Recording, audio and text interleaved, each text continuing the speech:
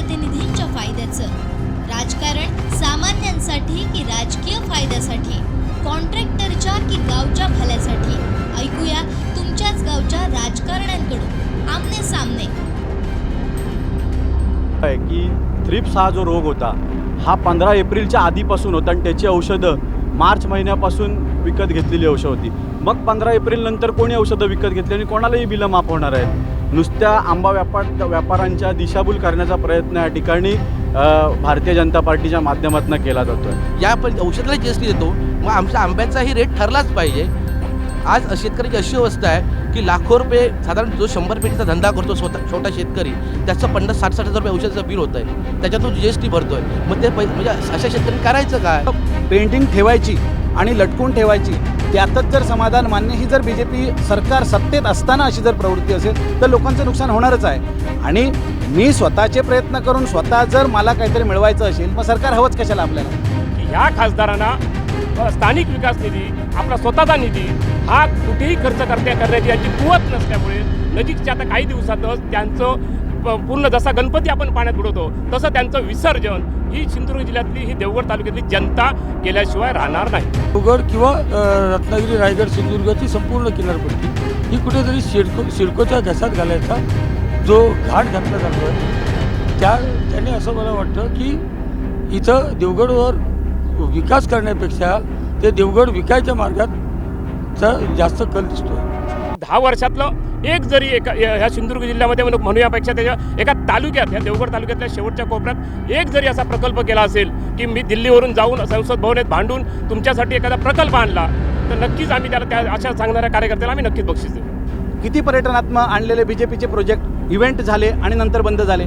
जरा सांगावं, असलेले चालू असलेले प्रोजेक्ट आता कोण आहेत त्यांनी सांगावं की बाबा कितीतरी प्रोजेक्ट चालू आहेत आणि हे बाबा पर्यटनाच्या दृष्टिकोनातून केलेला आमचा हा जो काही पर्यटनाच्या अनुषंगाचा एक प्रोजेक्ट होता तो चालू आहे. वॅक्स म्युझियमची तीच अवस्था, त्यानंतर कंटेनर थिएटर, त्यानंतर आपला स्कुबा डायव्हिंग, तीच परिस्थिती आहे. आणि लोकाभिमुख विकासाची अपेक्षा असणं गरजेचं आहे. मला वाटतं म्हणून हा प्रकल्प लोकांवर लादण्यापेक्षा लोकांना हवं ते आणून द्या, लोक तुमचं स्वागतच करतात. आपण वारंवार बघतोय की लोकांच्या तक्रारी पाणी प्रश्नाबाबत आहेत. गेल्या 5 वर्षातही त्या तक्रारी सुटल्या नाहीत. आत्ताही त्या तक्रारी कशा? तसं सगळं बदलतंय जग, त्याप्रमाणे आपणही जे पारंपरिक सगळेजण आहोत, जे व्यवसाय करतो आहोत, आंब्यांचा व्यवसाय करतो आहोत, मच्छीमारीचा व्यवसाय करतो आहोत, पण एक तो नव्या स्वरूपात करणं आवश्यक आहे. रोजगाराच्या नावाने आपल्याकडे काहीही कार्यक्रम राबवले गेलेले नाही. नंतर गोल्ड लोन मिळेल म्हणून मोठे बोर्ड लावले, पण मुद्रा योजना चालू असलेल्याचा बोर्ड लावला नाही. मुद्रा योजनेसाठी गेलं की तुमची 100 कारणं पुढे येतात. म्हणजे शासनाचा किंवा आत्ताच्या सत्तेचा ह्या बँकांच्या मॅनेजरवरती अंकुश राहिलेला नाही. स्वतः राणेसाहेबांनी ओसरगावच्या महिला भवनमध्ये एवढं स्पष्ट सांगितलेलं आहे की जो सूचित बेरोजगार असेल, ज्याला आजच्या तारखेला रोजगार नसेल, त्यांनी ऑनलाईन अप्रोच MSCBच्या खात्यामधून केल्यानंतर त्याला कुठच्याही बँकेने अडवलं तर त्या ठिकाणी आमची सगळी यंत्रणा त्या ठिकाणी सक्षम असेल. जर इथे सुरू झाले ना तर आपल्या इथल्या युवकांना बाहेर जाण्याची गरजच नाही आहे, कारण का त्या उद्योगांना लागणारं रॉ मटेरियल जे आहे ते आपल्या कोकणात आहेच. महाराष्ट्रात उद्योगधंदे यावेत, आमच्या बेरोजगार लोकांना नोकऱ्या मिळाव्यात यासाठी पाठिंबा दिला आहे. जे आमदार 10 वर्ष आहेत पण प्रत्येक गोष्टीसाठी ते तालुक्यात येतात, त्या प्रश्नाची उकल करतात, याबद्दल मला खरंच त्यांचा अभिमान आहे. खासदार गावात जात नाही हे हास्यास्पद आहे. अशा पद्धतीच्या निवडणुकीच्या तोंडावरती आता जनता उद्या दाखवेल की खासदारांचा संपर्क किती आहे. खासदारकीच्या माध्यमातून देवगडमध्ये मच्छीमारांसाठी काही सुधारणा करणं, त्याचबरोबर आंबा बागायतदारांसाठी सुधारणा करणं. नक्की खात्री आहे की आमच्या खासदारांनी 900 कोटीचं शासकीय वैद्यकीय महाविद्यालय या ठिकाणी आणलं. त्याच्या माध्यमातून आमच्या देवगडच्या या हॉस्पिटलला, ग्रामीण रुग्णालयाला चांगले डॉक्टर मिळतील. नमस्कार, मी देवयानी वरसकर. कोकणचं नंबर 1 महाचॅनल कोकण 7 लाईव्ह तर्फे आयोजित आमने सामने या कार्यक्रमामध्ये तुम्हा सगळ्यांचं स्वागत आहे. रत्नागिरी सिंधुदुर्ग लोकसभा मतदारसंघामध्ये काय काय घडामोडी घडत आहेत या संदर्भातला उहापोह आपण आज करणार आहोत. आता मी आहे देवगड तालुक्यामध्ये, आणि देवगड तालुका जर म्हटला तर सिंधुदुर्ग जिल्ह्याचा एका टोकाचा जरी तालुका असला तरी आंबा आणि देवगड यांचं एक वेगळं आणि घट्ट असं समीकरण आहे. देवगड तालुक्याला रत्नागिरी जिल्ह्याचं प्रवेशद्वार देखील म्हटलं जाते. मच्छीमार हा इथला मूळ पुरुष आहे आणि याच देवगड तालुक्याच्या संदर्भातले प्रश्न काय आहेत, देवगड तालुक्यात या विकासाच्या माध्यमातून कुठला विकास, या माध्यमातून कुठला विकास होणं अपेक्षित आहे, हे या सगळ्याच प्रश्नांसंदर्भात आपण चर्चा करणार आहोत इथल्या पक्षीय कार्यकर्त्यांशी, इथल्या पक्षीय पुढाऱ्यांशी. नक्कीच देवगड तालुक्याला हात कोण देऊ शकते, देवगड तालुक्याला पुढे कोणत्या माध्यमातून फार सक्षमतेने घेऊन जाऊ शकते, या सगळ्याच गोष्टींची चर्चा या कार्यक्रमामध्ये आपण करणार आहोत. आणि त्यासाठी आपल्यासोबत देवगड तालुक्यातील दोन्ही पक्षाचे, विरोधक आणि सत्ताधारी या दोन्ही पक्षाचे पदाधिकारी आपल्यासोबत आलेले आहेत. एकूणच बघूया त्यांचं काय म्हणणं आहे. चला तर मग. देवगड तालुका हा तसा बघितलं तर भाजपचा पारंपरिक मतदारसंघ.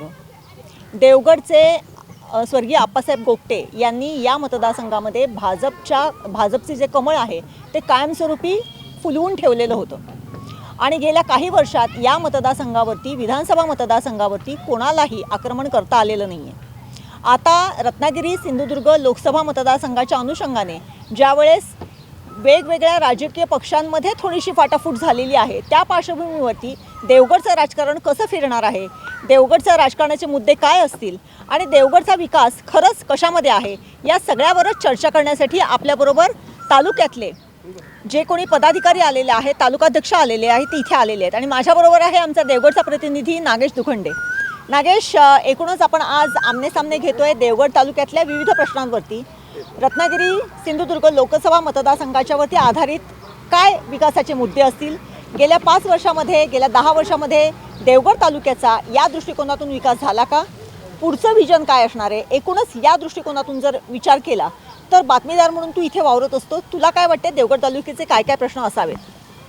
तसे पाहता आनंदवाडी प्रकल्प आहे, पाणी प्रश्न आहे देवगडमधील, रस्ते असतील, पर्यटन विकास, कुणकेश्वर मंदिर किंवा विजयदुर्ग किल्ला असेल किंवा आपले पवनचक्की गार्डन असेल, त्या ठिकाणचे विकास कामं अजून मोठ्या प्रमाणात व्हायला पाहिजे आहेत.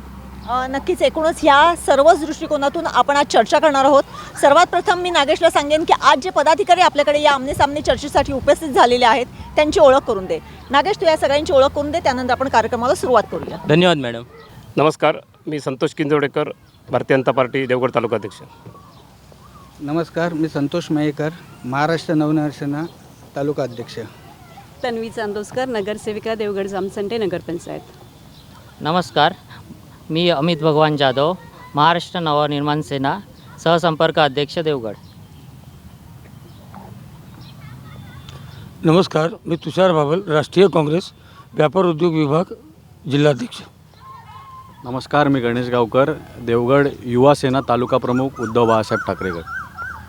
नमस्कार, मी ॲडव्होकेट प्रसाद करंदीकर, जिल्हा कक्ष समन्वयक, शिवसेना उद्धव बाळासाहेब ठाकरे गट. नमस्कार, मी किरण टेंबुलकर, जिल्हाध्यक्ष युवक काँग्रेस सिंधुदुर्ग. धन्यवाद. नमस्कार, पुन्हा एकदा सगळ्यांचं स्वागत आहे कोकणचं नंबर 1 महाचॅनल कोकण सात लाईव्हमध्ये. आज आपण देवगड तालुक्यात आलेलो आहे आणि देवगड तालुक्यातले खरंच प्रश्न काय आहेत, या सगळ्या प्रश्नांची चर्चा करणार आहोत ह्या दिग्गज राजकीय पक्षांच्या पुढाऱ्यांची. आपण सुरुवात करूया. देवगड तालुका म्हटला की आंबा आणि मासे हे प्रकर्षाने सर्वात पहिल्यांदा येतात. खरंच इथल्या आंबा व्यापाऱ्यांना, इथल्या आंबा बागायतदारांना आणि इथल्या मच्छीमारांचे प्रश्न हे खरंच सुटलेले आहेत का, हाच प्रश्न घेऊन या आमनेसामनेला आपण सुरुवात करणार आहोत. पहिल्यांदा विचारूया, आपले भाजपचे इथे तालुकाध्यक्ष आहेत किंजवडेकर साहेब, त्यांना विचारूया खरंच आंबा आणि मासे विक्रेत्यांचे किंवा मच्छीमारी व्यावसायिकांचे, मच्छीमारांचे प्रश्न देवगड तालुक्याचे सुटलेले आहेत का? साहेब, काय सांगाल? नमस्कार. देवगडच्या बाबतीत मच्छीमार आणि आंबा बागायतदारांचं म्हटलं तर ज्यावेळी आंबा बागायतदार याने या राजकीय नेत्यांना हाक मारली, भले केंद्र सरकार असून दे, राज्य सरकार असून दे, अशा माध्यमातून आमचे सर्वांचे लाडके आणि या कोकणचे भाग्यविधाते माननीय नामदार केंद्रीय मंत्री नारायणरावजी राणेसाहेब यांनी तर हा सिंधुदुर्ग जिल्हा, पुऱ्या देशभर या जिल्ह्याची चर्चा आहे असा हा सिंधुदुर्ग जिल्हा त्यांनी पूर्णपणे बळकावून, म्हणजे थोडक्यात काबीज करून ठेवलेला आहे. आणि त्यामध्ये सिंधुदुर्ग जिल्ह्यात कुठच्याही बाबतीत आंबा असून दे किंवा मच्छीमार असून दे, यांच्यावर येणारी ही संकट दूर करण्यासाठी थेट दिल्लीवरून या तालुक्यापर्यंत पोहोचण्याचं काम फक्त आणि फक्तच माननीय केंद्रीय मंत्री राणेसाहेब करू शकतात. नक्कीच एकूण बघितलेलं आहे की कोकणचे भाग्यविधाते म्हणून नारायण राणे साहेबांचं नाव घेतलेलं आहे. मात्र गेल्या कित्येक वर्षामध्ये, गेल्या काही महिन्यांमध्ये आंब्याला हमी भावाचा जो प्रश्न आहे तो प्रलंबित आहे. काय सांगाल, खरंच आंब्याला हमी भाव मिळाला पाहिजे, त्याच्यासाठी प्रयत्न झालेले आहेत का, किंवा झाले असतील तर त्याला मोडता कोणी घातला आहे? खरं तर देवगड तालुका हा आंबा व्यवसायासाठी प्रसिद्ध असा हा तालुका आहे आणि गेल्या काही दिवसात आपण बघितलं असाल की वारंवार आपल्या चॅनलवर चॅनलच्या माध्यमातून असेल, मीडियाच्या माध्यमातून असेल की आंबा व्यापाऱ्यांवर, आंबा बागायतदारांवर खूप मोठं संकट या ठिकाणी थ्रिप्सच्या माध्यमातून असेल, अवकाळी पावसाच्या माध्यमातून असेल, या ठिकाणी आंबा बागायतदारांच्या मिटिंगा या ठिकाणी सातत्याने बोलवण्यात आल्या, परंतु व्यवस्थितरित्या न्याय या ठिकाणी त्यांना मिळालेला नाही. एक थोटान अशी एक अफवा या ठिकाणी पसरवण्यात आली की 15 एप्रिलनंतर ज्यांनी औषधं अगोदर नंतर घेतली आहेत त्यांची बिलं या ठिकाणी माफ करण्यात येईल. पण माझा असा दावा आहे की थ्रिप्स हा जो रोग होता हा 15 एप्रिलच्या आधीपासून होता आणि त्याची औषधं मार्च महिन्यापासून विकत घेतलेली औषधं होती. मग 15 एप्रिलनंतर कोणी औषधं विकत घेतली आणि कोणालाही बिलं माफ होणार आहेत? नुसत्या आंबा व्यापाऱ्यांच्या दिशाभूल करण्याचा प्रयत्न या ठिकाणी भारतीय जनता पार्टीच्या माध्यमातून केला जातो आहे. त्या दिवशी या ठिकाणचे स्थानिक आमदार हे आंबा व्यापाऱ्यांसाठी वाशी मार्केटला त्यांचा जो रेट आहे तो तिकडच्या व्यापाऱ्यांशी फायनल करायला गेलेले. पण आज काही भारतीय जनता पार्टीच्याच पदाधिकाऱ्यांच्या पोस्ट सोशल मीडियावर व्हायरल होत आहेत की आमदार तिकडे गेले आणि जो काय भाव आहे तो उतरायला लागला. ह्या पोस्ट आमच्याकडे जे पुरावे आहेत आत्ता. नाही, आपला प्रश्न होता आंब्याला हमीभाव मिळण्यासाठी आपण प्रयत्न करतोय. आंब्याला हमीभाव मिळणं हे खरंच आवश्यक आहे आणि आंब्याला हमीभाव मिळावा म्हणून इथला शेतकरी, इथला बागायतदार सातत्याने प्रयत्नशील असतो. जसं पश्चिम महाराष्ट्रामध्ये द्राक्षाला, ऊसाला हमीभाव मिळतो त्याप्रमाणे इथल्या आंब्याला हमीभाव मिळाला पाहिजे, कारण हे पीक आपलं कमर्शियल पीक आहे, नगदी पीक आहे. आंब्याला हमीभाव भेटण्यापेक्षा जर आपलेच आंबे बागायतदार, मुंबईत आम्ही आता कोकण महोत्सव भरवतो. देवगडमधले कितीतरी आंबा व्यावसायिक तिथे येऊन आंबा विकतात. तुम्ही दलालांना मध्ये का घेता? स्वतः हमीभाव घ्या ना, स्वतः विका, स्वतः हे करा. असं आम्ही आता पुढे चालू करणार आहोत. साहेब, हे आता तुम्हीच कन्व्हिन्स करायला पाहिजे ना शेतकऱ्यांना की तुम्ही स्वतः विका. आमचे दरवेळी पोस्ट अशाच असतात की आम्ही डायरेक्ट मार्केटला बसवतो आंबा व्यापाऱ्यांना. नक्कीच मार्केटला बसवतात. त्याचप्रमाणे आपल्याकडे मच्छीमारांचा प्रश्न आहे, मग तो डिझेलचा असू दे किंवा आनंदवाडी प्रकल्प जो कित्येक वर्ष प्रलंबित आहे. मॅडम काय सांगाल, कारण मच्छीमार हा इथला एक स्थानिक प्रतिनिधी आहे आणि तो जगला तर देवगड तालुक्याचं जे काही कमर्शियल व्हॅल्यू आहे ते आणखीन वाढणार आहे. मॅडम, कोणतेही प्रोजेक्ट, कोणतेही व्यवसाय त्याच्या संबंधित कोणतीही कारवाई करण्यासाठी पहिल्यांदा आपल्याला राज्यामध्ये, केंद्रामध्ये आपली सत्ता असणं आवश्यक असतं. तिथे आपल्या हक्काचा माणूस असणं आवश्यक असतं. जसं की तुम्ही आता आंबा व्यवसाय म्हणताय किंवा मच्छीमार व्यवसाय म्हणताय, तर त्याला कोणीतरी वाली हवं. आपण अजून संघटित नाही होत सगळे, आणि जरी असलो तरी आपला हक्काने मांडणारा माणूस की बाबा हा प्रॉब्लेम कोकणचा आहे आणि याच्यावर काय आपण उपाय केले पाहिजे, त्याच्यासाठी आपला कोणीतरी हक्काचा माणूस हवा तिथे, जेणेकरून सगळ्यांना संघटित करेल, कोकणातल्या लोकांना जे व्यावसायिक आहेत त्यांना. आणि दुसरं म्हणजे आता जसं व्यापाराच्या वेगवेगळ्या कल्पना येत आहेत वेगवेगळ्या, वी हॅव टू चेंज. जसं सगळं बदलतं आहे जग, त्याप्रमाणे आपणही जे पारंपरिक सगळेजण आहोत, जे व्यवसाय करतो आहोत, आंब्यांचा व्यवसाय करतो आहोत, मच्छीमारीचा व्यवसाय करतो आहोत, पण एक तो नव्या स्वरूपात करणं आवश्यक आहे. स्वतः थेट त्या व्यवसायात उतरून मधली हे जसं हे म्हणाले की दलाली बंद करणं आवश्यक आहे. आत्ता आपण फक्त या व्यवसायांबद्दल बोलूयात, तर याच्यासाठी प्रत्येकाने सक्षम होऊन आपण काय करू शकतो, मी माझा बिझनेस कसा डेव्हलप करू शकतो, हा प्रत्येकजण जेव्हा विचार करेल तेव्हा ते व्यवसाय मला वाटतं पुढे चांगले अजून भरभराट. नक्कीच एकूणच आपण वैयक्तिकरित्या जे काही करू त्याच्यावरती व्यवसाय वृद्धिंगत होईल असं चांदोसकर मॅडमचं म्हणणं आहे. परंतु हे सगळं करत असताना आनंदवाडी प्रकल्प जो इतकी वर्ष प्रलंबित आहे त्याचा प्रश्न तसाच राहिलेला आहे. काय सांगाल या संदर्भात? नक्कीच महत्त्वाचा मुद्दा आहे. देवगडवासियांचा हा जिव्हाळ्याचा प्रश्न आहे, कारण देवगड हा तालुका आंबा आणि मच्छी यावरच सगळा अवलंबून आहे. 10 वर्ष स्थानिक आमदार सत्तेत आहेत, 10 वर्ष केंद्रात सत्ता आहे, तरीसुद्धा आनंदवाडीसारखा एक प्रकल्प इतके 10 वर्ष प्रलंबित राहावे हेच आमचं दुर्दैव आहे. माननीय खासदार विनायक राऊत साहेबांनी हा प्रकल्प पुढे नेण्यासाठी, त्यांच्याकडून जे शक्य ते प्रयत्न करण्यासाठी प्रशासकीय अधिकारी, मंत्री महोदयांच्याबरोबर 80 बैठका घेतल्या, ज्याचे कागदोपत्री पुरावे त्या वेळेला त्यांनी सोशल मीडियाच्या माध्यमातून सगळ्या जनतेसमोर आणलेले आहेत. आपल्याला माहिती आहे की त्यांनी पाठपुरावा करतात, पण एखादी गोष्ट पेंडिंग ठेवायची आणि लटकून ठेवायची त्यातच जर समाधान मान्य, ही जर BJP सरकार सत्तेत असताना अशी जर प्रवृत्ती असेल तर लोकांचं नुकसान होणारच आहे. आणि मी स्वतःचे प्रयत्न करून स्वतः जर मला काहीतरी मिळवायचं असेल, मग सरकार हवंच कशाला आपल्याला? आपण सक्षम नसतो म्हणून सरकारची मदत आपल्याला आवश्यक असते. आम्ही कुठेतरी कमी पडतो. जिथे मोठे प्रोजेक्ट आहेत ते करण्यासाठी ही काय आमच्या ताकदीतली गोष्ट नाही किंवा सर्वसामान्य शेतकऱ्याच्या, मच्छीमाराच्या ताकदीतली गोष्ट नाही. कितीतरी मच्छीमारांचे छोटे छोटे प्रश्न प्रलंबित आहेत. मच्छी सोसायट्यांना कुठचाही आर्थिक हातभार दिलेला नाही. डिझेल परतावा वेळेत मिळालेला नाही, मत्स्य प्रगणक बसतो त्याच्यावरती कोणाचा अंकुश नाही. याच आमदार महोदयांनी अशा बांगडा फेकीसारखा एक कार्यक्रम घेतलेला होता. पुढे काय झालं, त्याच्यातनं काही रिझल्ट मच्छीमारांसाठी मिळाले का, ह्या गोष्टीकडे सुद्धा कोणीतरी पाठपुरावा करून किंवा काहीतरी मागे वळून बघण्याची आवश्यकता आहे. नुसतं एखादा इव्हेंट म्हणून एखादी गोष्ट करणे आणि प्रसिद्धी मिळवणे असं करून बेसिक प्रश्न जर सुटत नसतील तर ह्या इव्हेंटला काही व्हॅल्यूच नाही आहे. नक्कीच इव्हेंट करून प्रश्न सुटत नसतात.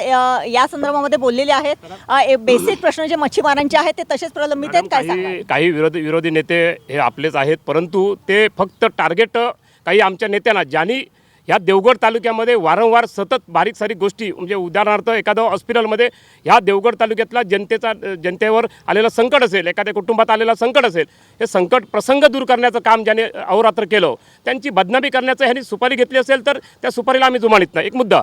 दुसरा मुद्दा एकच आहे की त्यात एक आमचं दुर्दैव आहे की त्यावेळी आम्ही भारतीय जनता पार्टी आज जवळ आता त्यावेळी सत्तेत शिवसेना भाजप युती सत्ता असल्यामुळे आम्ही एकत्र होतो आणि गेले 10 वर्ष 2 टर्म ह्या विनायक राऊत साहेबांना आम्ही निवडून दिलं. हे आमच्या ह्या मतदारांचं दुर्दैव आहे.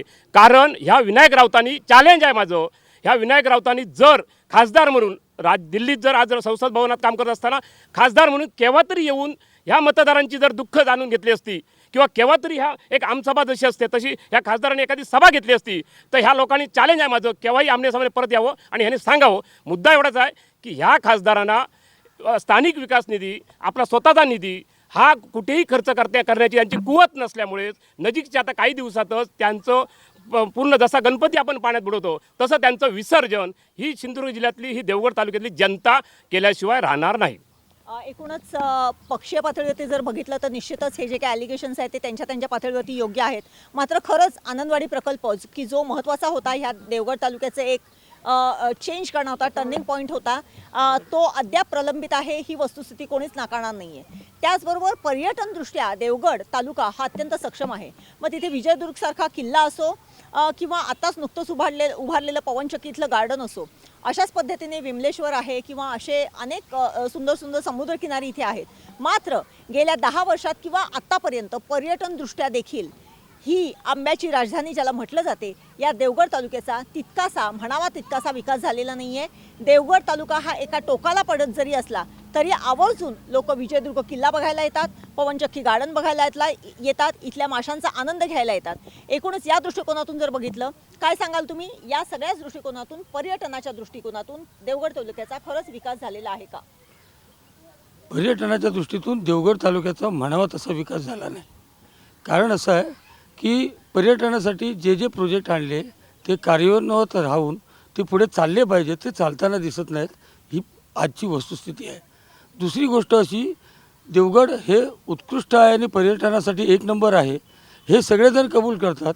आणि हे करत असताना देवगड किंवा रत्नागिरी, रायगड, सिंधुदुर्गाची संपूर्ण किनारपट्टी ही कुठेतरी सिडकोच्या घशात घालायचा जो घाट घातला जातो आहे, त्याने असं मला वाटतं की इथं देवगडवर विकास करण्यापेक्षा ते देवगड विकायच्या मार्गात जास्त कल दिसतो आहे. एकूणच जर विकासाच्या दृष्टिकोनातून बघितलं, पर्यटन हे इथलं एक महत्त्वाचं अंग आहे. परंतु त्याचबरोबर नजीकच होऊ घातलेला जो काही प्रकल्प आहे त्याच्यावरती सुद्धा बरेच, म्हणजे नाणार म्हणा किंवा जैतापूरच्या जो प्रकल्प आहे त्या संदर्भातलं म्हणा, अनेक उलटे सुलटे ॲलिगेशन्स आहेत. पर्यटनदृष्ट्या जर आपल्याला देवगड तालुका विकसित करायचा असेल तर खरंच हे प्रकल्प आवश्यक आहेत. नक्कीच मॅडम, पर्यटनदृष्ट्या हे प्रकल्प होणंही गरजेचं आहे. आणि मुळात सांगायचं म्हटलं तर उद्धव बाळासाहेब ठाकरेचे जे राजापूरचे आमदार आहेत ते सुद्धा आजही दुःखी आहेत. त्यांनासुद्धा तो हा नाणार प्रकल्प होणं हे गरजेचं आहे. काही दिवसातच मला वाटतं ते पिक्चर आपल्याला सगळ्यांना ओपन होईल. मुद्दा एवढाच आहे की या मतदारसंघाचे, या लोकसभेचे खासदार गेले 10 वर्ष ज्या लोकांनी डोळे झाकून मतदान केलं त्याच्यामध्ये आम्ही आहोत. पण त्यांनी 10 वर्षातलं एक जरी ह्या सिंधुदुर्ग जिल्ह्यामध्ये म्हणूयापेक्षा त्याच्या एका तालुक्यात, ह्या देवगड तालुक्यातल्या शेवटच्या कोपऱ्यात एक जरी असा प्रकल्प केला असेल की मी दिल्लीवरून जाऊन संसद भवनात भांडून तुमच्यासाठी एखादा प्रकल्प आणला तर नक्कीच आम्ही त्या अशा सांगणाऱ्या कार्यकर्त्याला आम्ही नक्कीच बक्षीस देऊ. आपण एकूणच बघितलं, विजयदुर्ग किल्ला हा नेहमीच चर्चेत असतो आणि विजयदुर्ग किल्ल्यावरची काही जी पडझड होते ASIच्या माध्यमातून या किल्ल्याचा विकास किंवा हे जे काही सुरू आहे, मध्यंतरी जेव्हा नौदल दिन होता त्यावेळेस सिंधुदुर्ग किल्ल्याच्या बाबतीत खूप चांगल्या सुधारणा झालेल्या होत्या. एकूणच मालवण शहराच्या बाबतीत चांगल्या सुधारणा झालेल्या होत्या. तुम्हाला असं वाटते का की पुन्हा एकदा मोदी साहेबांनी विजयदुर्ग किल्ल्याच्या भेटीला यावं जेणेकरून तिथला विकास होईल? नाही, मुळात म्हणजे पर्यटनाचा विकास, जर पर्यटन दृष्टिकोनातून विकास व्हायला हवा तर काहीतरी धोरणात्मक म्हणजे धोरण पाहिजे, धोरणात्मक निर्णय अपेक्षित आहेत. नुसती ॲलिगेशन करत राहण्यापेक्षा ह्याने काय केलं आणि त्याने काय केलं, कुणी काय बळकावलं, हे सगळ्या जनतेला माहिती आहे. पण माझं म्हणणं एवढंच आहे की धोरण काय आहे आपल्याकडे, विकासासाठी काहीतरी धोरण असावं लागतं. मला वाटलं आणि मी केलं, एखादा निर्णय घेतला, अशाने कधी विकास होत नाही. विकासाला तुम्हाला काहीतरी एक धोरण निश्चिती करावी लागते आणि त्या धोरणाकडे मग स्टेप बाय स्टेप वाटचाल करणं आवश्यक आहे. त्यावेळेला आपल्या ह्या तालुक्याचा पर्यटन दृष्टिकोनातून विकास होऊ शकेल. आपलं धोरणच जर निश्चित नसेल तर काय विकास होणार? आपल्याला मुळात बेसिक एक धोरण ठरवावं लागेल की ह्या दृष्टिकोनातून आपल्याला आपल्या तालुक्याला पुढे प्रमोट करायचं आहे किंवा आपल्या तालुक्याला डेव्हलप करायचं आहे. आलेल्या प्रत्येक प्रोजेक्टला मी मगाशीही मुद्दा तोच म्हटला, मी का इव्हेंट म्हणतो, एखादी गोष्ट इव्हेंट म्हणून करायची नाही, नंतर बंद व्हायची. किती पर्यटनात्मक आणलेले BJPचे प्रोजेक्ट इव्हेंट झाले आणि नंतर बंद झाले. जरा सांगावं, चालू असलेले प्रोजेक्ट आता कोण आहेत त्यांनी सांगावं की बाबा कितीतरी प्रोजेक्ट चालू आहेत आणि हे बाबा पर्यटनाच्या दृष्टिकोनातून केलेला आमचा हा जो काही पर्यटनाच्या अनुषंगाचा एक प्रोजेक्ट होता तोच चालू आहे. वॅक्स म्युझियमची तीच अवस्था, त्यानंतर कंटेनर थिएटर, त्यानंतर आपला स्कुबा डायव्हिंग, तीच परिस्थिती आहे. काय चालू आहे किंवा ह्याच्यासाठी म्हणून मी मुद्दाम म्हणतो काय चालू आहे आणि काय नाही ह्या ॲलिगेशन करण्यापेक्षा धोरण ठरवलं का? आता मुद्दा राहिला खासदारांनी येऊन सभा घ्यायच्या, आमसभा किती झाल्या हा तुम्हालाच माहिती आहे. आमसभेसारख्या घेणं आवश्यक आहे. आमसभा किती झाल्या, आमसभेत धोरण ठरवलं गेलं का, तुम्हाला काय हवं आहे विचारलं गेलं का, का फक्त मला काय हवं आहे हेच लादलं गेलं? ह्याकडे सुद्धा कधीतरी विचार करणं गरजेचं आहे आणि लोकाभिमुख विकासाची अपेक्षा असणं गरजेचं आहे. मला वाटतं म्हणून हा प्रकल्प लोकांवर लादण्यापेक्षा लोकांना हवं आहे ते आणून द्या, लोक तुमचं स्वागतच करतील. नक्कीच लोकाभिमुख प्रकल्प पाहिजे तसं म्हणतात. चांदूसकर मॅडम काय सांगू शकाल या संदर्भात? आता जसं की करंदीकर म्हणाले की वॅक्स म्युझियम बंद आहे, देवगडच्या गार्डनची काय अवस्था आहे, तर करंदीकर साहेबांना मी एक सांगू इच्छिते की आत्ता हे कार्यक्रम झाल्यानंतरही आपण त्या वॅक्स म्युझियमला भेट देऊ शकता. वॅक्स म्युझियममध्ये आता जवळजवळ 6-7 वर्ष झाली मॅडम, इतके पर्यटक येतात आणि इतकं त्याची प्रशंसा करतात आणि ते पाहण्यासाठी वारंवार येत आहेत पर्यटक. त्याच्यासोबतच जे आपलं देवगडचं गार्डन आहे ते आज जगाच्या नकाशावर आहे, ते पाहण्यासाठी विविध पर्यटक येतात आणि त्याच अनुषंगाने देवगडमधल्या व्यापाऱ्यांचा तुम्ही एकदा भेटा, व्यापाऱ्यांना विचारा की देवगड शहराबद्दल बोलते आहे मी, देवगड जामसंडे. तर देवगड जामसंडे शहराचा विकास मध्ये आपण काय काय केलं आहे, तर या गोष्टीमध्ये निश्चितच त्याच्यात भर पडलेली आहेत. उगाचच एक कोणाला तरी काहीतरी बोलायचं आहे, कोणाला तरी बदनाम करायचं म्हणून मी काही बोलतोय, यात काही तथ्य नाही आहे. तुम्ही आजच जाऊन हे सगळे प्रकल्प चालू आहेत की नाही याची खातर जमा करावी. नक्कीच एकूण पर्यटनाच्या दृष्ट्या जर बघितलं तर देवगड, विजयदुर्ग किल्ला किंवा इथली पवनचक्कीचं गार्डन, वॅक्स म्युझियम आणि इथलं कंटेनर थिएटर या व्यतिरिक्त जर इथल्या पर्यटनाला अजून हात द्यायचा असेल तर निश्चितच याच्यामध्ये आणखीन सुधारणा आणि देवगड तालुका आणखीन जास्ती पुढे जाण्याची खरंच गरज आहे. कारण पर्यटन ही पुढची काळाची गरज आहे आणि पर्यटन हा पुढे हात देणारा एक व्यवसाय आहे. एकूणच या सगळ्या पार्श्वभूमीवरती जर बघितलं, देवगड तालुका हा एका टोकाचा जरी असला, एका बाजूने समुद्र, एका बाजूने खाडी आणि एका बाजूने राजा रस्ता, या एका अशा भौगोलिक रचनेमध्ये असलेला हा तालुका, मात्र या तालुक्याची पाण्याची तहान जी आहे ती गेली कित्येक वर्ष अनेक गावांमध्ये पाण्याची टंचाई भासते. किंबहुना आज देखील आपल्या महिला भगिनी ह्या पाण्यासाठी लांबवरच्या पाणवठ्याच्या ठिकाणी जाऊन तिथून पाणी आणत असतात. आत्ता एप्रिल महिन्याचा मिड आहे, अजून पूर्ण मे महिना जायचा आहे आणि त्याच्यानंतर पाऊस पडल्यानंतर हे पाणी मिळणार आहे. खरंच देवगड तालुक्याला पाणी पुरवठा करणारे प्रकल्प हे इथे जे आहेत ते पुरेसे आहेत का, काय सांगाल या संदर्भात?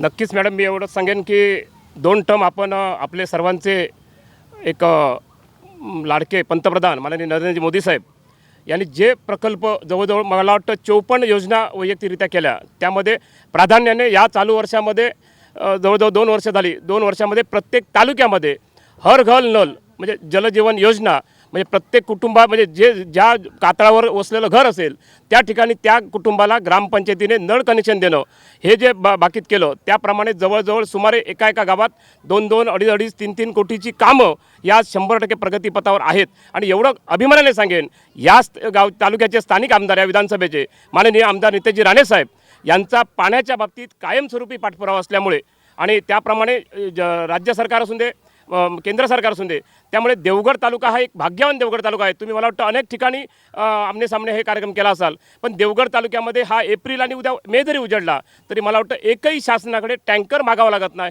हेच आमचं देवगड तालुक्यावाल्यांचं भाग्य आहे.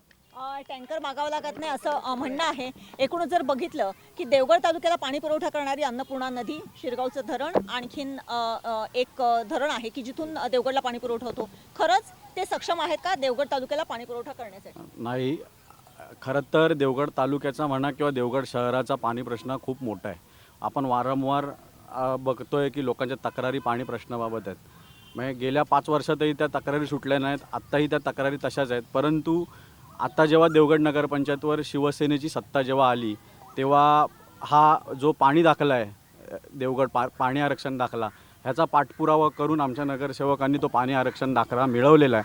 पण म्हणावी तशी अजूनही देवगड तालुक्याची पाण्याची व्यवस्था ही जी आहे ती सुधारलेली नाही आहे. दुसरी गोष्ट जलजीवन मिशनची जी काय कामं चालू आहेत एकाच ठेकेदाराकडे आज कोट्यवधी रुपयाची आज कामं एकाच ठेकेदाराकडे आहेत. त्याची मुदत संपलेली असूनसुद्धा कामं आज अपूर्ण आहेत. अशा परिस्थितीत लोकांना पाणी प्रश्न हा खूप मोठा लोकांच्या ऐरणीवर आलेला प्रश्न आहे. नक्कीच एकूण या मला काँग्रेसचे आपले प्रतिनिधी आहेत त्यांना विचारायचं वाटते, हर घर नल ही जी काही योजना आहे त्या दृष्टिकोनातून खरंच घराघरामध्ये पाणी आलेलं आहे का? खरं तर फक्त ज्या प्रमाणात जाहिरात आपण बघतो टी व्हीवर हर घर नल, तर जर खरोखर तुम्ही ही जलजीवन योजना बघितलात तर खरोखरच मला वाटतं की हे फक्त एक खाण्याचं कुरण आहे की काय. कारण ज्या ठिकाणी आपण योजना राबवतो तिथे मुळात नक्की तिथे पाण्याचा सोर्स आहे काय, भविष्यात 25-30 वर्षांत त्या ठिकाणी पाणी टिकेल काय. म्हणजे उदाहरण घ्यायचं मी जास्त काळ माझ्या गावाचंच उदाहरण देतो. ज्या ठिकाणी माझ्या गावात 2 कोटीची योजना आहे आणि त्या ठिकाणी जर मला वाटतं की ती योजना झाल्यानंतर तुम्ही स्वतः 1-2 वर्षानंतरच या किंवा आता उद्या जरी आलात तरी तिथे जर तुम्ही सर्वे केलात तर त्या योजनेपासून किती लोक आपल्या गावात किंजवड्या गावातील लोकांना किती दिवस पाणी पुरेल.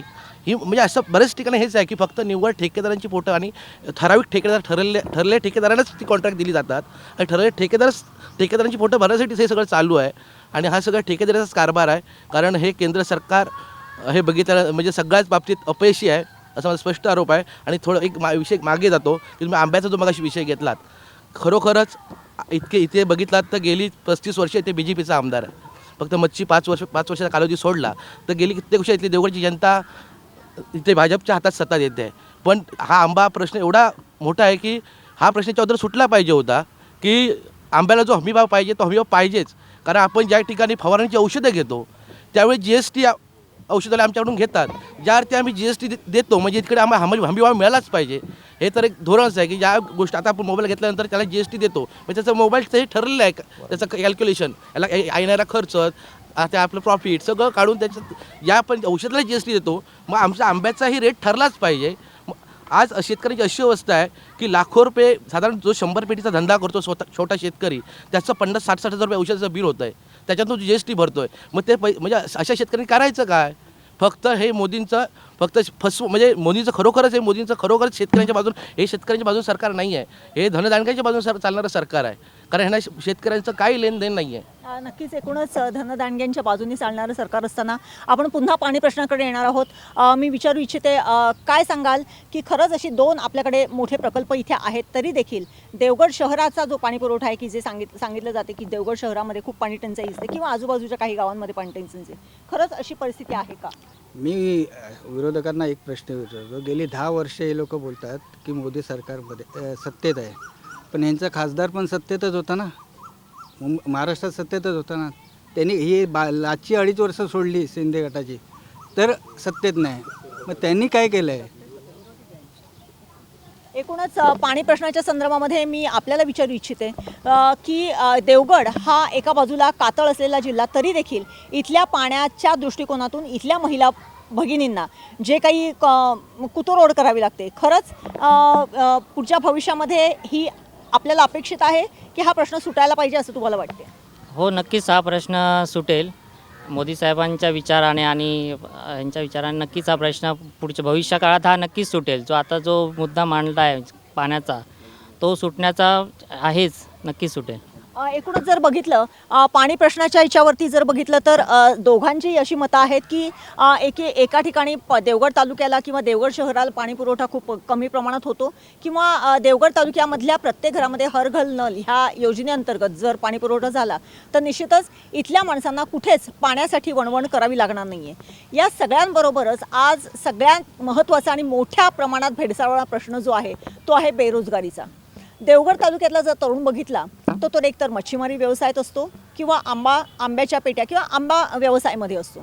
खरंच या व्यतिरिक्त या तरुणांचं जीवन आहे का? एकूणच आता जर आपण GSTचा औषधांचा प्रश्न बघितला, इथल्या मच्छी व्यवसायाच्या संदर्भातले आव्हानं आणि प्रश्न बघितले तर इथल्या तरुणाला यामधून सक्षम रोजगार भविष्यामध्ये उपलब्ध होऊ शकतो का, याच संदर्भात आपण विचारणार आहोत. खरंच इथला जो रोजगार जो तरुण आहे की जो आज आपल्या तालुक्यामध्ये जवळजवळ 30,000 मुलं 10वीला बसतात, त्याच्यातली जवळजवळ 15,000 मुलं 12वीपर्यंत जातात आणि अक्षरशः फक्त 7 ते 8,000 मुलं ग्रॅज्युएशनकडे जातात. हा जो मधला ड्रॉपआउट आहे तो खरंच तरुणांचा रोजगारीकडे जर वळला असेल तर तो कुठे जात असेल? नाही, खरोखरच तुमचा हा विषय आणि आम्ही पण त्या विषयाशी सहमत आहोत. परंतु मला वाटतं आत्ताच गेले 2 वर्ष माननीय केंद्रीय मंत्री नारायणरावजी राणेसाहेब यांच्याकडे मोदी पंतप्रधान मोदी साहेबांनी जे MSCV माध्यमातून जे लघु सूक्ष्म उद्योग खातं दिलं, साधारण आजचा जर आकडा तुम्हाला मीडियावाल्यांना माहीतच आहे, तो मी फेकण्यापेक्षा आणि सांगण्यापेक्षा जवळजवळ 70 ते 80 हजार सिंधुदुर्गातले जे सूचित बेरोजगार आहेत ते ह्या MSCV खात्याच्या माध्यमातून ऑनलाईन ॲप्रोच झालेले आहेत. मला वाटतं त्यांना स्वतः राणेसाहेबांनी, म्हणजे आमचं एक जवळचं उदाहरण सांगतो की आम्हाला सगळ्यांना ते मार्गदर्शनही केलं आहे.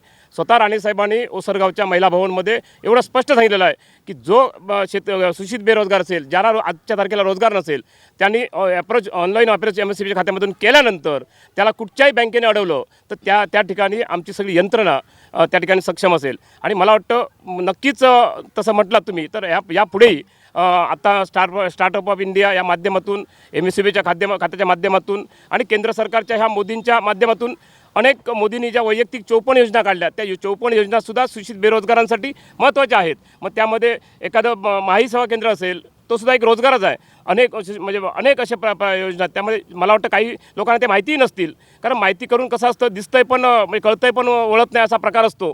त्यामुळे आम्ही वस्तुस्थिती सांगतो आणि वस्तुस्थिती सांगत असताना जो काय बेरोजगारी किरकोळ राहिला असेल यापुढे मला वाटतं आमचे लोक आज या ठिकाणी बरेच रोजगार उपलब्ध करून आहेत, पण जे असतील ते पुढच्या 5 वर्षामध्ये सुद्धा नक्कीच मोदी साहेब बेरोजगारी यातून बंद करतील. एकूणच रोजगारीच्या संदर्भातला जो विषय आहे इथला तरुण की जो आंबा व्यावसायिक आहे, मच्छीमार व्यावसायिक आहे, खरंच त्यांना योग्य न्याय मिळतोय का? खरं तर हा महत्त्वाचा मुद्दा तुम्ही घेतलात. मी सर्वप्रथम तुमचे आभार मानतो, कारण देवगड तालुका आणि बेरोजगारी हा एक ज्वलंत विषय आहे. मनसेचे पण आपले पदाधिकारी आहेत तिथे. मला माहिती नाही की हा राजसाहेबांनी स्थानिक लोकांना रोजगार मिळावा हा त्यांच्या जिव्हाळ्याचा विषय होता. आता त्यांनी का मोल्ड केला आहे हे आता त्यांनाच माहिती, मी काय त्या विषयात जाणं योग्य नाही. परंतु देवगड तालुक्यातल्या गावागावात जर गेलात तुम्ही तर गावाची घरं बंद पडलेली दिसतील. गणपती आणि मे महिना ह्या 2 वेळेलाच तुम्हाला तिथे फक्त तरुण दिसतील. आता हे 65च्या पलीकडचे लोक हे गावात तुम्हाला दिसतील. मुळात हे असं का झालं? आपल्याकडे काय आहे? साधं देवरुखचं एक उदाहरण घ्या. देवरुख आपल्याकडे दरवेळेला सांगितलं जातं रोजगार म्हणजे रोजगार निर्मिती ह्या कार्यक्रमाखाली की आपल्याकडे दळणवळणाची साधनं योग्य नाहीत, ही कारणं दिली जातात. त्यामुळे रॉ मटेरियल येणं आणि पक्का माल जाणं ह्याच्या अडचणी आहेत. देवरुखसारखं एक शहर घेतलं तर तिथे सुद्धा MIDC व्यवस्थित चालू शकते हो. तिथे सुद्धा केमिकल आणि अन्य पार्ट बनवणाऱ्या विविध मोठ्या कंपन्या आहेत. त्या बाजारपेठेत गेलं की समाधान वाटतं. आपली बाजारपेठ ओस पडत चालली, कारण रोजगाराच्या नावाने आपल्याकडे काहीही कार्यक्रम राबवले गेलेले नाहीत. दुसरा महत्त्वाचा मुद्दा की ठीक आहे, आम्हाला आनंद वाटला होता ज्या वेळेला राणेसाहेबांना सूक्ष्म लघु आणि मध्यम खातं मिळालं, त्यावेळेला वाटलं होतं की काही प्रश्नांची उत्तरं उकल होईल आणि इथल्या बेरोजगारांना संधी मोठी मिळेल. दुर्दैवाने मला असं सांगावं, दुर्दैवाने की त्याचं सोनं करायला किंवा त्या गोष्टी राबवायला यंत्रणा कमी पडली. तुम्ही कुठच्याही बँकेत जाऊन बघा, मुद्रा योजना जी पंतप्रधानांच्या नावावर केली गेली, मध्यंतरी मीच एक आंदोलन केलं होतं. बँकांनी गोल्ड लोनच्या नावाखाली, म्हणजे कोरोनानंतर गोल्ड लोन मिळेल म्हणून मोठे बोर्ड लावले, पण मुद्रा योजना चालू असलेल्याचा बोर्ड लावला नाही. मुद्रा योजनेसाठी गेलं की तुमची 100 कारणं पुढे येतात. म्हणजे शासनाचा किंवा आत्ताच्या सत्तेचा ह्या बँकांच्या मॅनेजरवरती अंकुश राहिलेला नाही. त्यामुळे गेलेल्या माणसाला काही कारणं द्यायची आणि परत पाठवायचा. माझ्याशी बरेचसे BJPचे पदाधिकारीसुद्धा सहमत असतील. त्यानेही हे सुद्धा बँकांच्याकडून येणारे प्रश्न त्यांनाही सुद्धा भेडसावत आहेत. पण ह्यावरती एक वेगळा कार्यक्रम घ्या असं मला वाटतं, कारण हा लवकर सुटणारा प्रश्न नाही. पण रोजगार राबवणे, ॲप्रोच करणे म्हणजे रोजगार मिळाला असं त्याचा अर्थ होत नाही. ॲप्रोच सगळे 1000 लोक ॲप्रोच झाले असतील हो, पण 1000 लोकांना देऊ शकलो का आपण? 1000 लोकांच्या ज्या काही त्रुटी होत्या त्या पूर्ण करू शकलो का? त्यात बघू शकलो का? सिबिलचे प्रश्न कितीतरी ज्वलंत आहेत. कोरोनानंतर प्रत्येकाचा सिबिलमध्ये वाटोळच झालं आहे. सिबिलचं काय केलं आपण? त्याला काही तुम्ही धोरण ठरवलं का की ह्यानंतर शेतकऱ्यांचं सिबिल बघायचं नाही? विधानसभेमध्ये त्याचे आवाज उठवले गेले, राबवलं का? नाही. शेतकऱ्याच्या मुलाला शैक्षणिक कर्ज देताना तुमची किती नाराजी असते, त्याला 100 कारणं काढता. म्हणजे शेतकऱ्यांनी शिकू नयेत का? किती तुम्ही लोकाभिमुख पद्धतीने ह्या बँकांकडून लोकांना अप्रोच केला जातो आहे. प्रत्येक मॅनेजर फक्त रिकव्हरी करण्याच्या उद्देशाने इथे आलेला असतो. माझी 3 वर्षे झाली की त्यानंतर पुढचा मॅनेजर आलेला काय असेल ते बघून घेईल. अशा पद्धतीचं धोरण ठेवून रोजगार कधी उभा राहत नाही. नक्कीच एकूण ह्या जर बघितलं तर नॅशनलाइज बँकांचा जो काही तरुण बेरोजगारांना पतपुरवठा करण्याचा जो काही कमीही असतो त्याच्यासाठी कुठेतरी कमतरता आहे. आपली सिंधुदुर्ग जिल्हा बँक ही सक्षम आहे. अनेक तरुणांना हात देण्यासाठी त्यांनी अनेक योजना राबवलेल्या आहेत, परंतु नॅशनलाइज ज्या बँका आहेत त्या खरंच शेतकऱ्यांच्या मुलांना किंवा शेतकऱ्यांना उभं करून देत आहेत असं त्यांचं म्हणणं आहे. काय सांगा? साहेब आमचे मित्र आहेत, त्यांनी आता आमच्या मनसे पक्षाबद्दल प्रश्न विचारला, तिकडे कसे गेले. तुम्ही 9 एप्रिलचा पाडावाचा मेळावा ऐकला असेल तर त्या भाषणात नरेंद्र मोदी साहेबांना राजसाहेबांनी का पाठिंबा दिला त्यात एकच उत्तर होतं, महाराष्ट्रात उद्योगधंदे यावेत, आमच्या बेरोजगार लोकांना नोकऱ्या मिळाव्यात यासाठी पाठिंबा दिला आहे. आणि ह्यापुढे जर आमचा आमदार नितेशजी राणे तर चांगलंच काम करत आहेत. जर खासदार म्हणून नारायण राणे आले मुख्यमंत्रीपदाच्या वेळी त्यांनी चांगलं काम करत तर नक्कीच या तालुक्यातली की सिंधुदुर्ग जिल्ह्यातली बेरोजगारी हटून जाईल. नक्कीच बेरोजगारी हटून जाईल. मॅडम, महिलांच्या माध्यमातून किंवा तुम्ही एक स्वतः महिला आहात, अनेक महिला आपल्याकडे काही आपली गाराणी घेऊन येत असतील, इथल्या स्वयंरोजगाराच्या दृष्टिकोनातून किंवा इथल्या महिलांना रोजगार मिळण्याच्या दृष्टिकोनातून काय युवती येत असतील, युवक येत असतील, काय त्यांचं म्हणणं असते आणि तुम्ही त्या कसे फुलफिल करता? नक्कीच मॅडम, इथे आता नोकरीच्या संदर्भात म्हणाल तर उच्च शिक्षित पण बरीच जण आहेत ती बाहेर जातात अर्थात, परंतु जे मध्यम आज शिक्षण घेतलेली मुलं आहेत त्यांना व्यवसाय करणं हा एक चांगला प्लॅटफॉर्म इथे आहे आपल्या देवगड तालुक्यामध्ये म्हटलात तर. जसं की मी आत्ताच पहिल्यांदा म्हटलं की आपण नवीन प्रकारे आपला व्यवसाय कसा करू शकतो याचं कौशल्य, आणि आता तुम्ही MSMEच्या माध्यमातून जे लघुउद्योगांचं आपल्याला सगळं जे आहे ते राणेसाहेबांनी आता आपल्या ओरसमध्ये एक मोठं एक सेंटर सुरू करत आहेत, ट्रेनिंग सेंटर. येस, आणि त्यामध्ये आपल्या इकडचे तरुणी त्यामध्ये अर्थातच भाग घेऊ शकतात. आणि वेगवेगळे उद्योगधंदे जर इथे सुरू झाले ना तर आपल्या इथल्या युवकांना बाहेर जाण्याची गरजच नाही आहे, कारण का त्या उद्योगांना लागणारं रॉ मटेरियल जे आहे ते आपल्या कोकणात आहेच. त्यामुळे या माध्यमातून मुली असतील, आता वेगवेगळं शिक्षण घेणाऱ्या मुली म्हणालात तर तुम्ही आता इकडे इंजिनिअरिंग कॉलेज झालं, मेडिकल कॉलेज झालं, ज्या आपल्या इथल्या स्थानिक मुली बाहेर शिक्षणासाठी जात होत्या त्या आता इथे आपल्या जिल्ह्यातही उच्च शिक्षण घेत आहेत, वेगवेगळे व्यवसाय करत आहेत आणि चांगलं चाललं. म्हणजे अगदीच खूप लेडीजना आता फॅसिलिटीज मिळाल्या. आपल्या इकडे आता 50% सवलत मिळालेली आहे प्रवासाला. म्हणजे लेडीजच्या बाबतीत ही मातृवंदना एक स्कीम आणलेली आहेत, मेडिकल फॅसिलिटीज महिलांना मिळत आहेत. आणि रोजगाराचा प्रश्न हा पुरुष आणि महिला दोघांनाही आहे आणि त्याच्यावर आता हळूहळू उपाययोजना होत आहेत. दुसरी गोष्ट मॅडम, मगासपासून जो विषय चाललेले आहेत, 10 वर्ष आमदारी आहेत, 10 वर्ष खासदारी आहेत आणि माननीय करंदीकर साहेब वारंवार 2, 3, 4 मुद्दे सांगतात. पर्यटनाचा विकास राणेसाहेबांनी आणला, पर्यटन केलं, मच्छीमारीचा विरोध राणेसाहेब करतायत, अजून बऱ्याच गोष्टी नितेश राणे इथे करतायत, आमदार इथे करतायत. मी खरंच त्यांना धन्यवाद देऊ इच्छिते. इथे सगळ्यांसमोर ते मान्य करत आहेत की या सगळ्या गोष्टी नितेश राणे करतायत. याचाच अर्थ 10 वर्षात तुमचे खासदार एकदाही आले नाही, कोणत्याही प्रश्नावर त्यांनी त्याचा विचार मंथन केलेलं नाही किंवा त्याच्याबद्दल लढले नाहीत. पण आमचे आमदार 10 वर्ष आहेत, पण प्रत्येक गोष्टीसाठी ते तालुक्यात येतात, त्या प्रश्नाची उकल करतात. याबद्दल मला खरंच त्यांचा अभिमान आहे. नक्कीच त्यांनी असं म्हटलेलं आहे की गेल्या 10 वर्षाचा जेव्हा तुम्ही उहापोह करता तेव्हा गेल्या 10 वर्षात इकडे खासदार फिरकलेले नाहीत आणि त्यांनी काहीच केलेलं नाही. काय सांगाल? काय होईल की मला चांदोसकर मॅडमना धन्यवाद म्हणायला लागतो, कारण त्यांनी आता आम्ही काय बोललो आहे ते त्यांनी त्यांच्या तोंडातनं सांगतायत. चांगली गोष्ट आहे. आम्ही त्रुटी दाखवल्या होत्या आणि त्रुटी दाखवणं हे विरोधकाचं काम आहे. खासदारांनी गावात किती फिरले, 2200 गावं ज्या मतदारसंघामध्ये येतात तो खासदार एकेका गावात गेल्या 10 वर्षामध्ये 3-3 आणि 4-4 वेळा गेले. हे गावातले लोक सांगतील, म्हणजे मी सांगण्याची गरज नाही किंवा मीडियाने ह्या गोष्टी गावात जाऊन विचारल्या तर आणखीन चांगल्या पद्धतीने कळतील. मला वाटतं की मतदारसंघामध्ये एक गाव असा नसेल की ज्या गावामध्ये फार क्वचित हाताच्या बोटावर मोजण्या एवढे गाव शिल्लक राहिले असतील तर, पण असा नाही आहे की ज्या गावामध्ये खासदारांनी 10 वर्षामध्ये गेलेच नाहीत.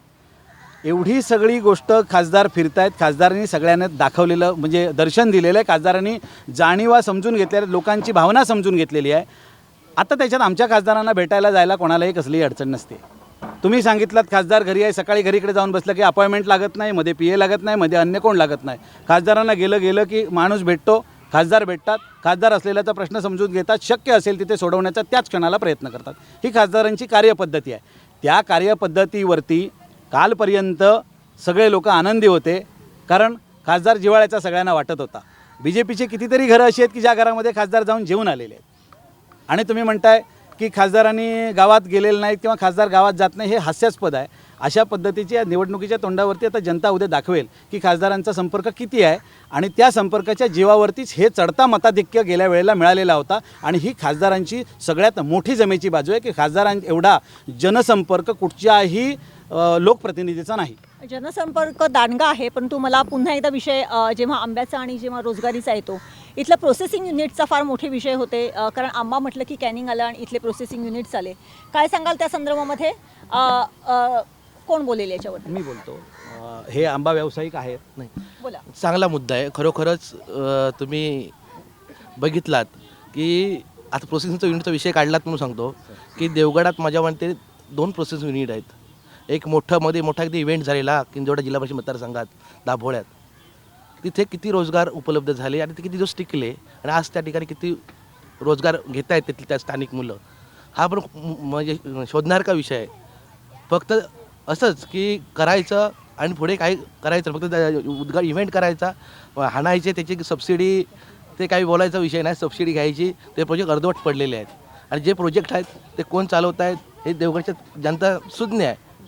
आणि कशासाठी आले, पुन्हा त्या प्रोजेक्ट काय आज अवस्था आहे, म्हणजे हे सगळं नक्कीच. एकूणच प्रोसेसिंग युनिटच्या संदर्भामध्ये त्यांनी सांगितलं की हा एक इव्हेंट असतो.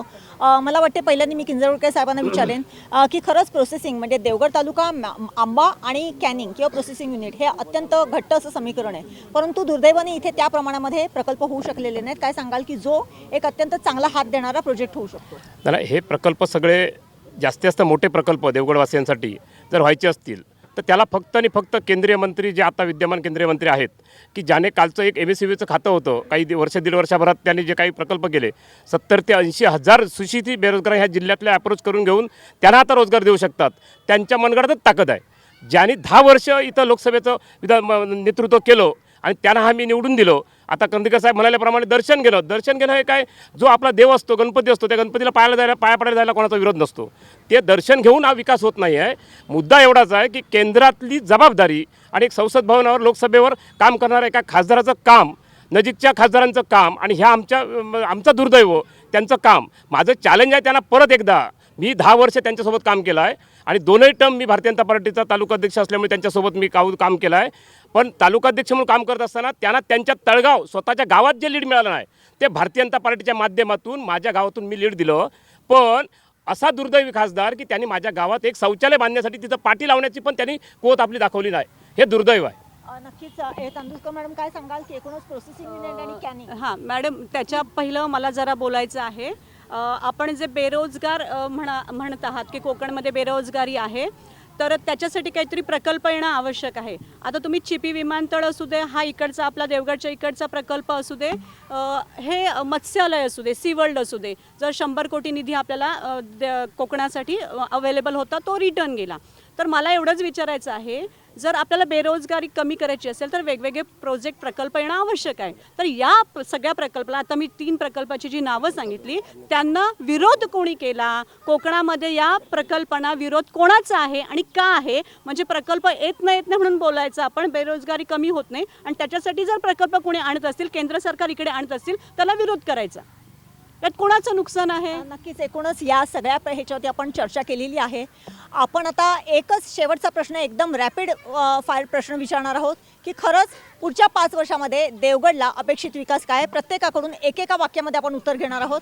खरंच देवगडला पुढच्या 5 वर्षामध्ये खासदारकीच्या माध्यमातून काय अपेक्षित आहे? एका वाक्यात उत्तर द्या. खासदारकीच्या माध्यमातून देवगडमध्ये मच्छीमारांसाठी काही सुधारणा करणं, त्याचबरोबर आंबा बागायतदारांसाठी सुधारणा करणं. कारण असं आहे की मुळात एकाच वाक्यात आंबा बागायतदारांसाठी काम करणं आवश्यक आहे. काय सांगाल आपण? ज्या काही उर्वरित समस्या आहेत त्या आता ओव्हरऑल सांगायचं म्हटलं तर उद्या आम्ही राणेसाहेबांना उद्या निवडून आल्यानंतर पुन्हा ते मंत्री होणार आहेत. हे काही म्हणजे काळ्या दगडावरची रेष आहे. त्यामुळे पुन्हा मंत्री झाल्यानंतर आम्ही त्याला सांगणार आहोत ज्या अपेक्षा आहेत त्या आमच्याकडे त्या राणेसाहेब केंद्रीय मंत्री पुरे करतील. काय सांगाल आपण? आमच्या पण राणे साहेबांकडनं अपेक्षा आहेत. यापुढे जेव्हा निवडून येणारच आहेत ते, कारण महाराष्ट्र नवनिर्माण या भाजप महायुतीमध्ये सहभागी झाले आहे.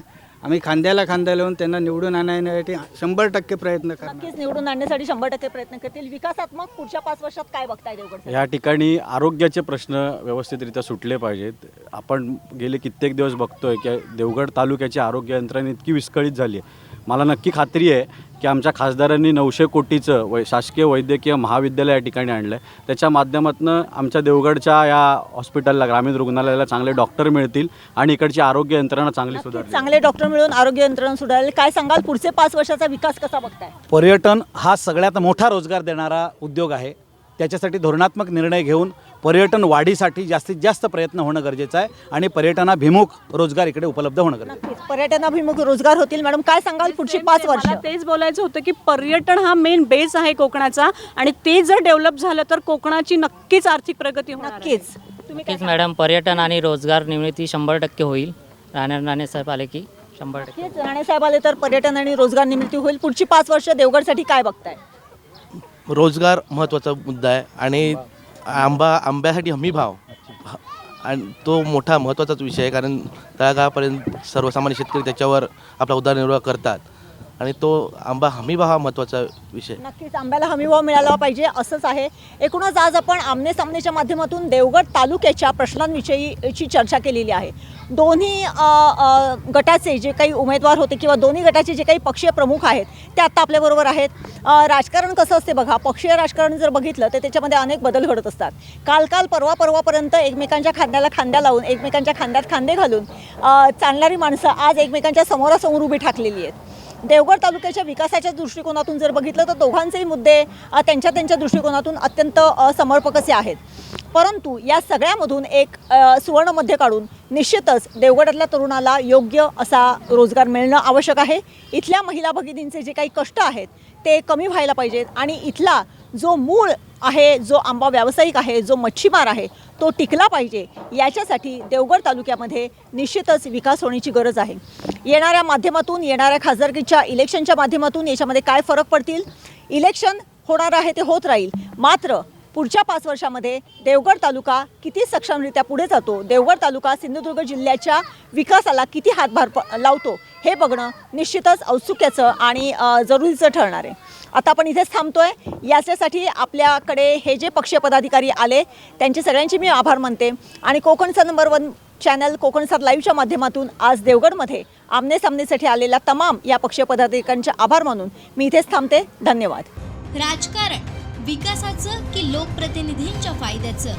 राजकारण सामान्यांसाठी की राजकीय फायद्यासाठी? कॉन्ट्रॅक्टरच्या की गावच्या भल्यासाठी? ऐकूया तुमच्याच गावच्या राजकारण्यांकडून. आमने सामने.